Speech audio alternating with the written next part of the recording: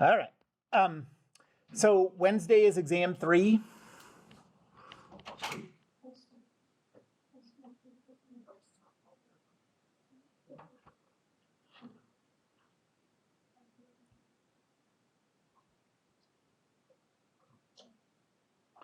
And the topics are everything up through circular motion. So we're not doing any of the conservation laws stuff. That'll be on the last exam. So topics only up through circular motion.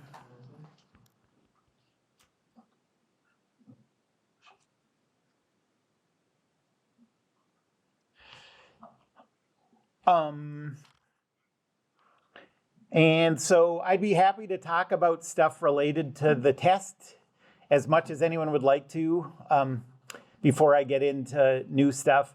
I'm planning to just start with a couple of problems related to conservation laws. But does anybody have any stuff that you're curious about from before that that's relevant for the test? Problems that you'd like me to go over? Okay. Well, I want to go through a problem. We did a couple of these last time. So let's say that we have well, let's get two things into this. So let's say that we have a spring.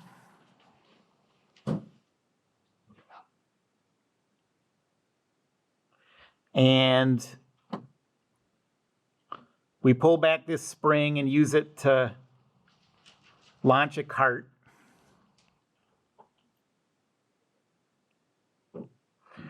Let's say this is 0.5 kilogram. Let's say that this spring has a constant of 800 newtons per meter.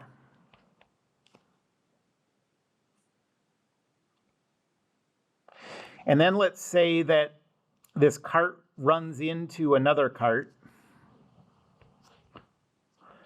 with a mass of 0.2 kilograms.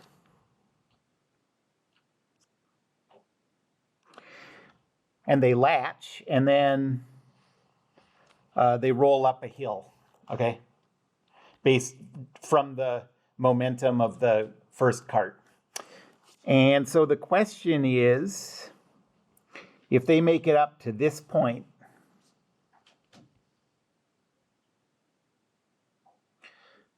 what's that height that the carts reach after the collision?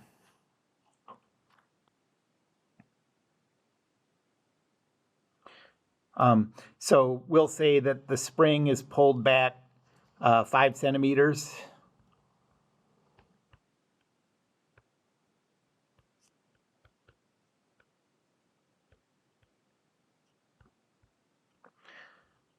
That's 0.05 meters.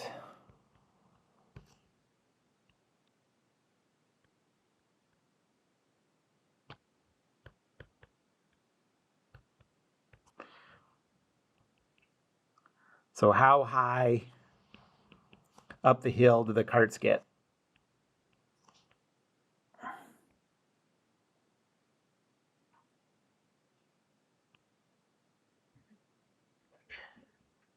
Okay, so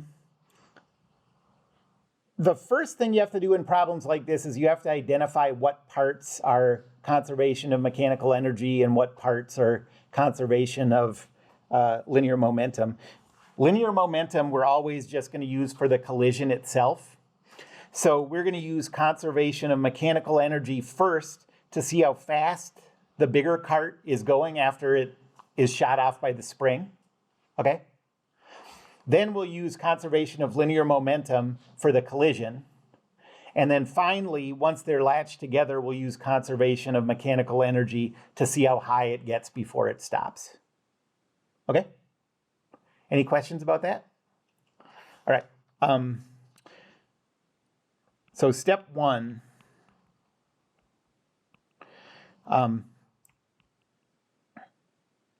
How fast is the 0.5 kilogram cart moving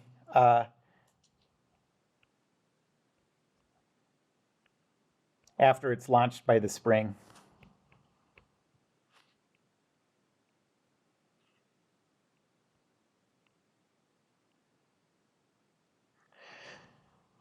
So why don't you take a few minutes and see if you can go through this first part of the question, and then I'll come back and go through it, and you can compare what you did to what I did. Okay, so I'm just going to set this up. This is conservation of mechanical energy. Instant 1 is going to be when the spring is pulled back, stretched back. Instant 2 is going to be after it leaves the spring. I'm going to choose, for my whole problem, I'm going to choose h equals 0 to be the height they start at. Okay.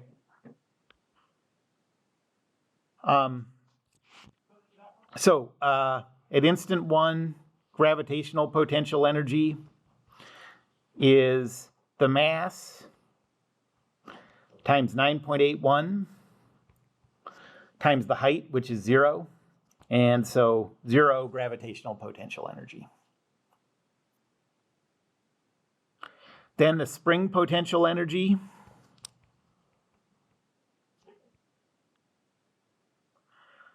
is 1/2 times the spring stiffness times how far it is from the resting length squared, so that's 0.05 squared.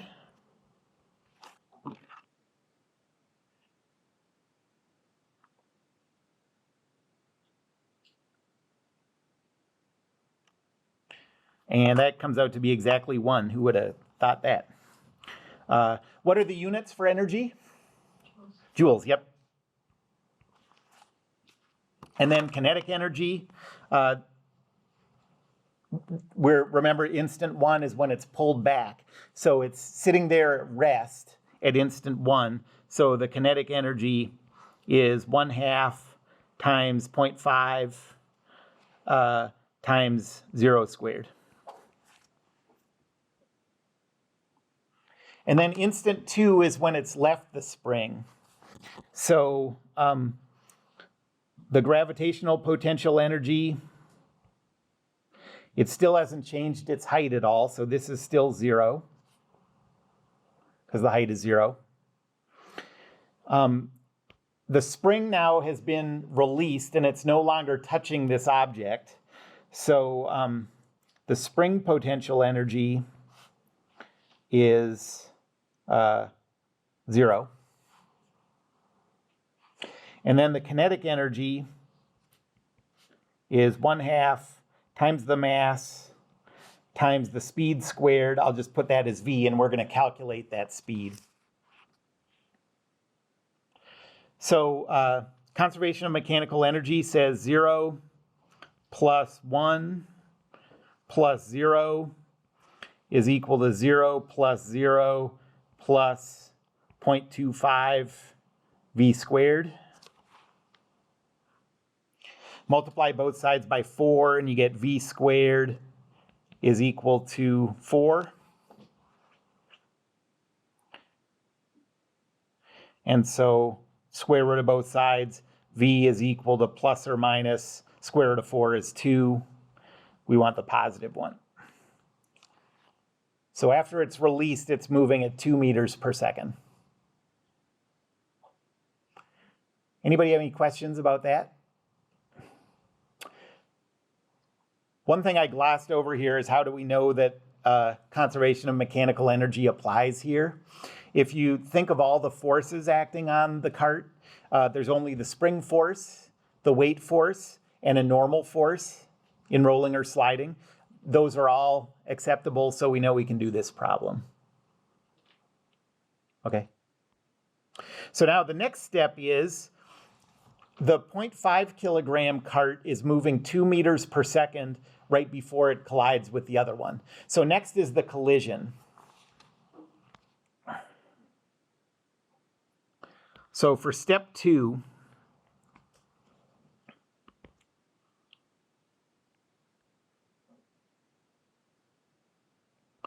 how fast are the latched carts moving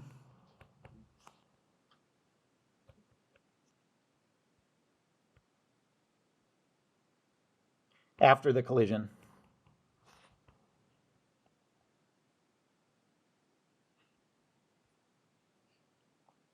Okay, see if you can work through that one. This is the one that's going to use conservation of linear momentum. Okay, so this one, we have the one cart coming in.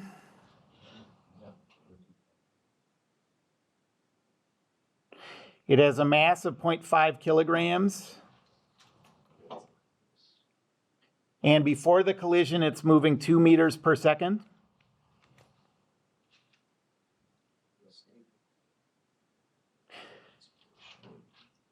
And before the collision,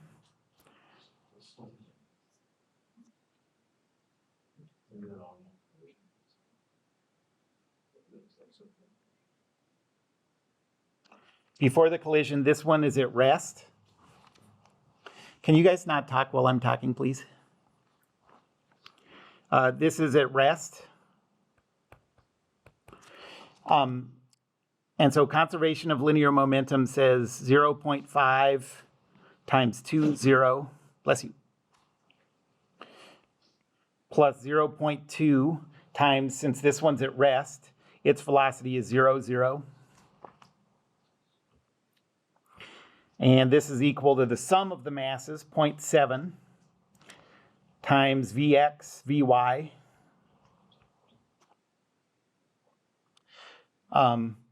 The x equation says 0.5 times 2 plus 0 is equal to 0.7 Vx. And so 1 is equal to 0.7 Vx. So Vx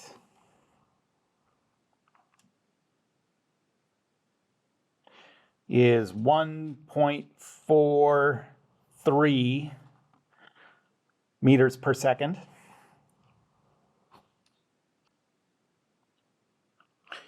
The y component says 0 plus 0 is equal to 0.7 Vy. So Vy is 0. And so after the collision, the velocity vector is 1.430.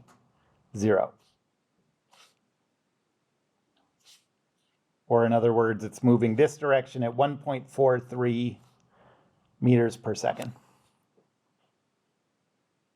And now the last step is, now that they've collided and they're latched together, we want to see how high they go up the hill before their speed is 0. Okay? So that's going to be conservation of mechanical energy again. So take a couple minutes and see if you can figure out how high up the hill they're going to get. So step 3 now. The two carts are connected, and we're just going to use conservation of mechanical energy to see how high they get up the hill.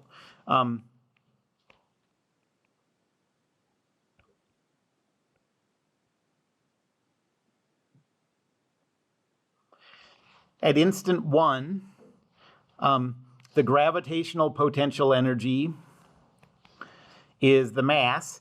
It's the combined mass now, because they're latched together, times 9.81, times the height at the start before it gets to the hill. And so that height is still 0, and so there's no potential energy at the start. But there is kinetic energy at the start. That's equal to 1/2 times the mass of 0.7 times the speed squared. So that's 1.43 squared. And that comes out to be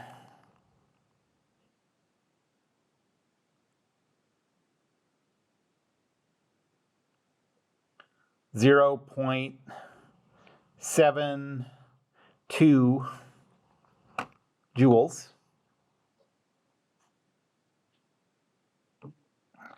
And then at instant 2, the gravitational potential energy is 0.7 times 9.81. Do we know what the height is when they get No, that's what we're trying to figure out. So I'm just going to put that in as h or some variable. And then the kinetic energy at that second instant, 1/2 times the mass. Do we know what the speed is when it gets to the highest point? 0, yep. And so this comes out to be 0. And so we get a final equation that says 0 plus 0.72 is equal to 6.87 times h plus 0. And so h is equal to 0.72 divided by 6.87.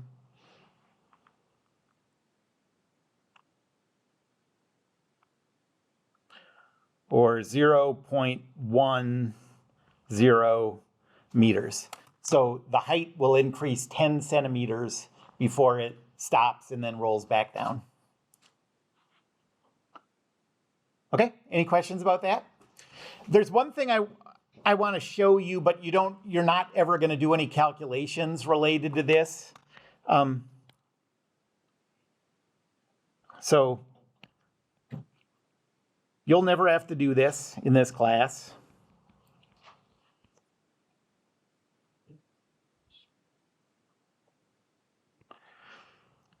But what if those carts did not stick together? So let's imagine that they're perfectly elastic. So they'll hit each other and bounce off, and all that energy is going to be returned from the collision when they bounce apart.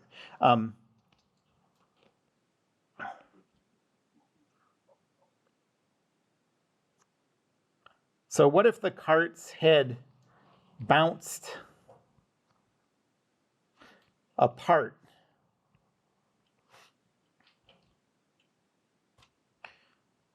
When they collided.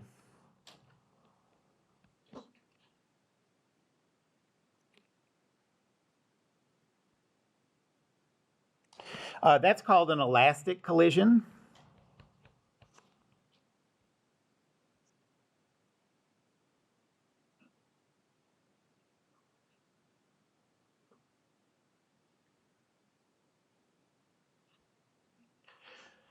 And the rules for an elastic collision are different than the rules for an inelastic collision. In an elastic collision,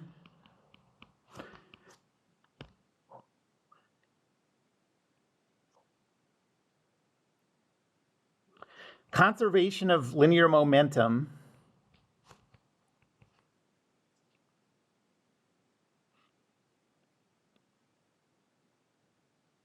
is used along with the requirement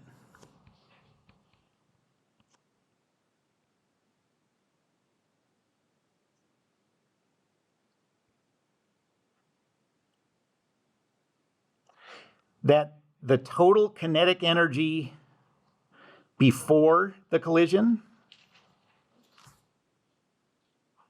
is equal to the total kinetic energy after the collision.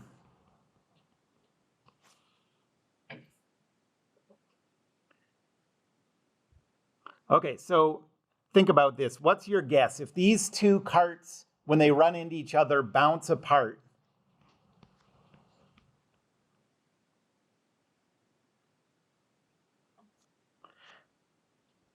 so if the carts bounce apart,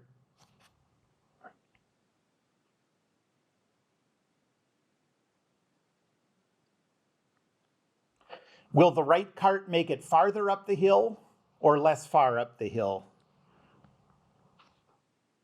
than what we just did?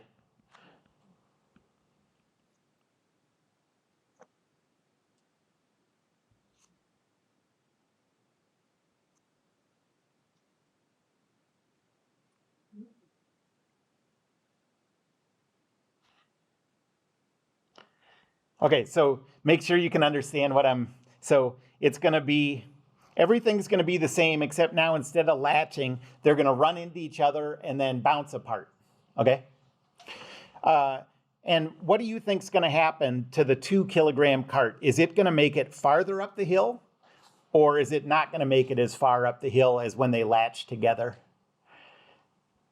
How many people think it's going to get higher up the hill? Okay. How many people think it's going to get less high up the hill? Okay. So the overall consensus is no one seems too sure, but what we're going to see is that when they bounce apart, the one on the right is going to get higher up the hill. So after the collision, it's going to be moving faster to the right. And it makes sense if you think about what linear momentum, conservation of linear momentum means. Now the left cart, the heavier cart, is not going to be moving to the right as fast. In some cases, it'll even bounce back the way that it came, be going in the other direction. So the momentum of the one on the right is going to have to make up for the fact that the momentum of the one on the left isn't going to be as great. Anyways, when there's these elastic collisions, one of the objects is always moving faster than if they stuck together. Okay, so let's see that collision and how this would work.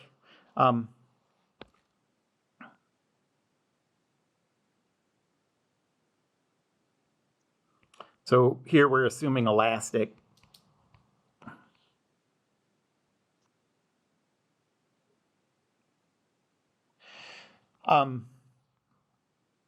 How fast was it going? 2 meters per second. So this time we have, we have the same situation. We have the 0.5 kilogram cart moving at 2 meters per second.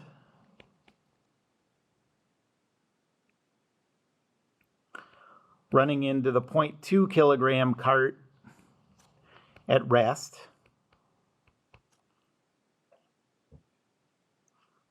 And so conservation of mechanical energy says 0.5 times 20 plus 0.2 times 00 is equal to, well, they're not going to stick together this time, so I'm not going to combine the masses. We're just going to have 0.5 times V, I'll call it V left, X and Y.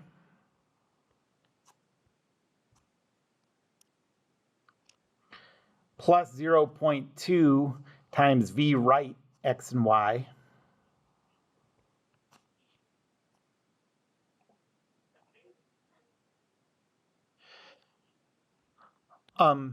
The X component of this equation says 1 plus 0 is equal to 0.5 VLX plus 0.2 VRX. Well, this time we can't just solve that because we don't have enough information. You see, we have one equation with 2 variables in it. I mean, we could use the y equation, but those are 2 different variables. Those are the y components, so that doesn't help. So instead, what I'm going to do is I'm going to use this equation to come up with an expression for VRX in terms of VLX, and then I'm going to use that kinetic energy requirement. So we have 0.2 VRX is equal to 1 minus 0.5 VLX. And then I'm going to multiply everything by 5, and we get VRX is equal to 1 minus, no, I didn't multiply that, is equal to 5 minus 2.5 VLX. Okay, so I'm going to set this aside, and we'll use that pretty soon. And now I'm going to say that the kinetic energy before the collision is equal to the kinetic energy after the collision.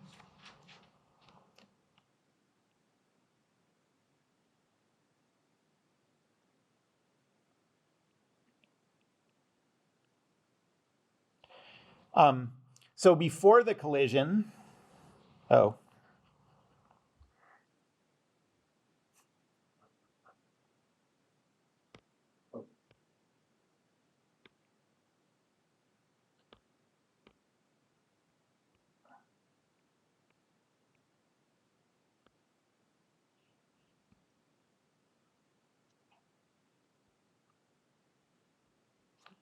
So before the collision, the kinetic energy of the whole system is just 1/2 times 0.5 times 2 squared.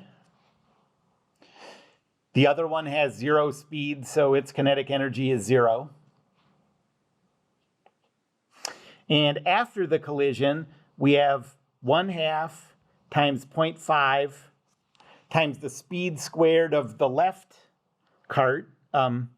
So that's VLX squared plus 1/2 times 0.2 times the kinetic energy of the right cart.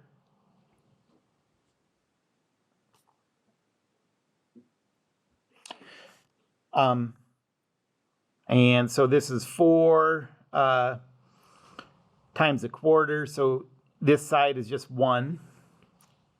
And this side is 0.25 times VLX squared. Oh, let me do this the other way. I'm sorry. I want to substitute for the other variable. So let me set this up as, so 0.5 VLX is equal to 1 minus 0.2 VRX. Multiply everything by 2 and we get VLX is equal to 2 minus 0.4 VRX. And now that we have this expression that's equal to VLX, we can substitute that in to the VLX squared. So this is 1/4 times the quantity 2 minus 0.4 VRX squared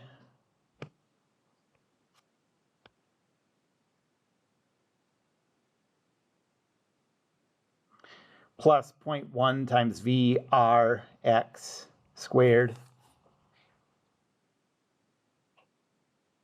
And then it's kind of just math at this point. You know, we've already done the physics part of it, which is saying what these mathematical requirements are for an elastic collision. So this is, if we multiply this out, 4 minus 1.6 VRX plus 0.16 VRX squared plus 0.1 VRX squared.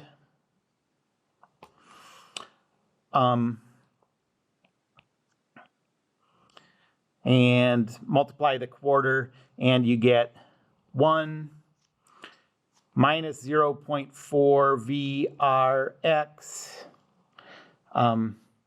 plus 0.04 VRX squared plus 0.1 VRX squared. The ones cancel. And you get 0 is equal to 0.14 VRX squared minus 0.4 VRX. You can factor that.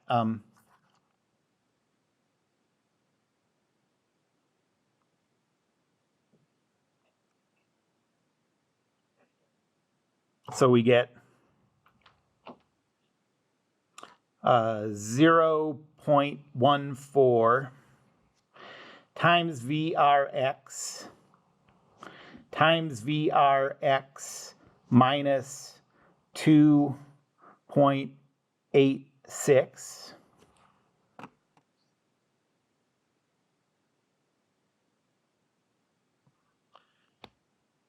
And so what are the solutions to this? Well, the solutions, anytime you're multiplying two things together and they equal 0, one of those two things has to be equal to 0, at least one of them. So the solutions are VRX can be equal to 0. That's not the solution we want. That's actually what's happening before the collision. Or VRX is equal to 2.86. We don't want this one. We do want this one.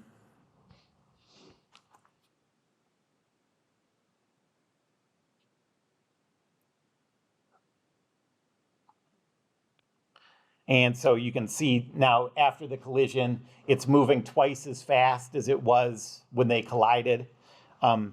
So you know it's going to roll higher up the hill. It's moving faster after the collision.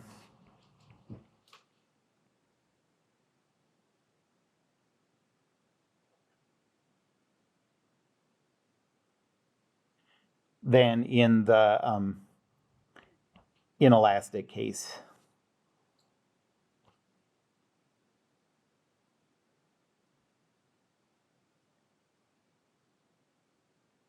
Anybody have any questions about that?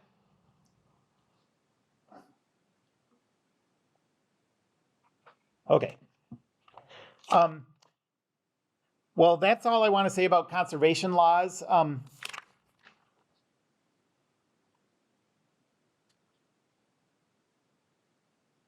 Let's put this off until next week. Let's just stop now. You got half an hour or whatever before lab, the people who have lab, and I'll just see you there. And then remember, we have the test on Wednesday. Okay? That's it.